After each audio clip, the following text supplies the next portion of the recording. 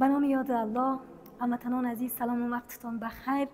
در قدم نخست شما را خوش آمدید میگم به روز جهانی موزیم و این روز پرمیمنت و پر افتخار آفرین افغانستان به یک از هموطنان عزیزم که در داخل افغانستان و یا خارج از کشور هستند تبریک میگم. و امروز بسا جای خوشی است که کنفرانس بزرگی که امروز در ارتباط با روز جهانی موزیم برگزار گردیدن.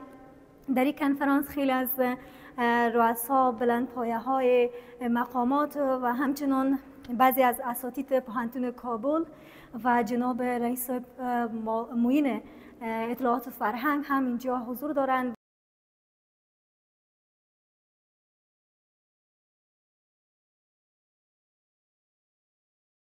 یامو کوزگه گفته میتونیم و یا یک به شکل شمع که دایش میسوزه، به اون شکل که یکی از آثارهای قدیمی آی خانم است که در ولایت زیبای تخار ای وجود داره که امروز افتتاحش در موزیم کابل صورت گرفته و در اینجا ای آثار عتیقه را آوردن به نمایش و به می ترتیب بشقابک های آی خانم است و شمدانی و خیلی از آثارهای مختلف دیده میتونیم که و آثارهای بعدیش از ولایت مختلف جمع‌آوری شده. صرف آی خانم از ولایت زیبای تخار و عصر یامو آثار عتیقه برنس که از دیگه ولایت ها جمع‌آوری شده.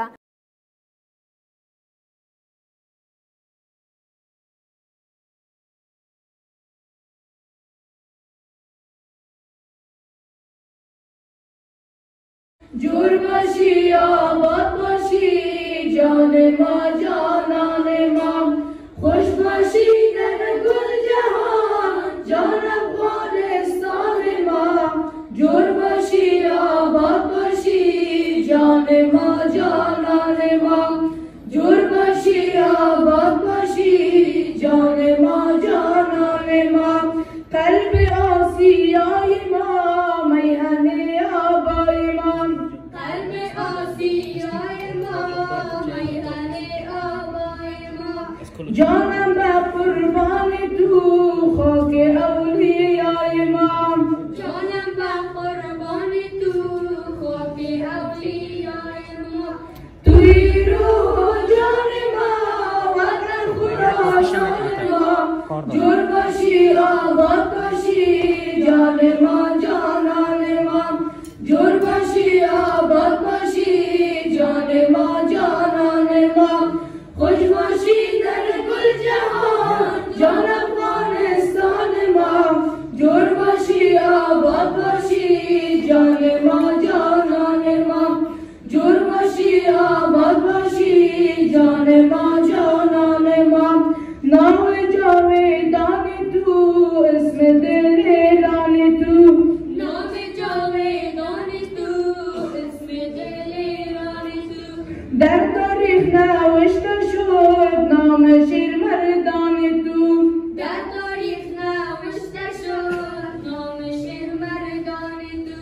خاک شهیدان ما خاک درویشان ما، جور باشی آباد باشی جان ما جانان ما، جور باشی آباد باشی جان ما جانان ما. خوش باشی در گل جهان جان افغانستان ما، جور باشی آباد باشی جان ما جانان ما، جور باشی آباد باشی جان ما جانان ما. هستی افتخار ما میهن زیبای ما، هستی افتخار ما میهن زیبای ما.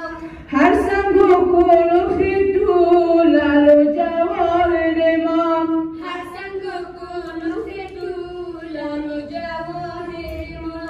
گلشن گلستان ما باغ و بستان ما، جور باشی آباد باشی جان ما جانان ما، جور باشی آباد باشی جان ما جانان ما. خوش باشی در گل جهان جان افغانستان ما، جور باشی آباد باشی جان ما جانان